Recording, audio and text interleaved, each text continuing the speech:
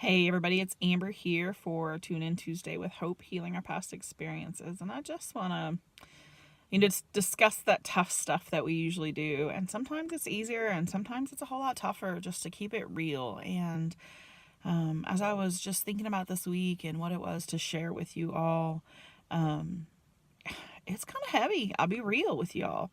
I've had a lot of young girls, I've had a lot of teenage girls contacting me lately, and it's not even, they're dealing with junk, but it's after effects of their mama's stuff or their dad's stuff, right?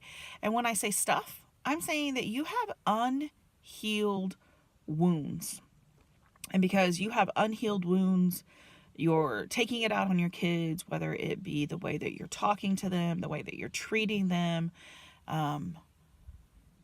how you don't even realize when you don't want to go on with life anymore, and you say that, how that makes your kids feel. And some of these kids are feeling guilty because they want help. They're trying to cope with life because mom is coping with life or dad's coping with life, and they're trying to figure it out, and they're stuck in this cycle. And so all of that's really heavy, and I know it. And I was a mom who was broken, who, even with the best of my intentions not to repeat a cycle, I was raising brokenness because I had not intentionally healed from the wounds that I had from being sexually abused, from being beaten at times. They left deep wounds. They affected me in every area of my life, every relationship of my life, how I dealt with people, how I processed those relationships, how I perceived those relationships. And so I thought all the relationships were very conditional and manipulative and things like that. And that's not reality. That doesn't have to be like that. And so I would, one, encourage you to heal. And if you're hearing this and you're like, oh man, how has this affected my kids? Don't live in guilt and shame and regret. That's not going to help any of us, all right? Be intentional, be determined, and know that when you change, it forces those around us to also change as well, for better, right? And so when we're making healthier decisions, when we're being intentional about our healing process, our healing journey.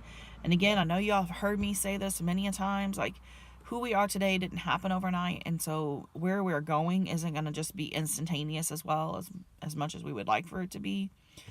And, as you determine to heal and you start making healthier decisions and you start reacting differently and responding differently, and you start being the change you want to see in your family, there's going to be those who are skeptical, right? Because they are expecting you, because my family did the same thing.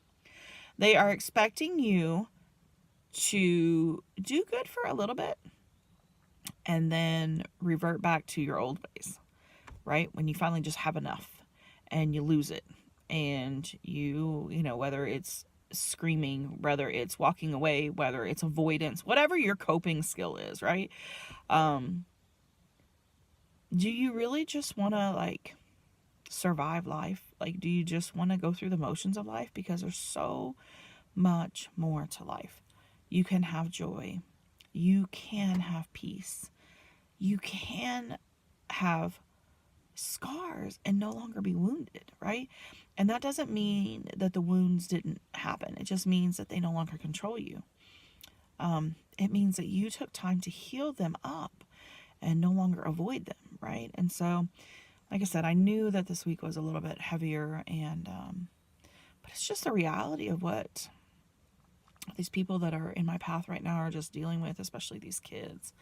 Like I said, who some of them are really feeling a lot of shame for reaching out, and they shouldn't feel that way. It should be okay to want to be okay. And it's also okay to not be okay sometimes. We don't have to have it all together, right?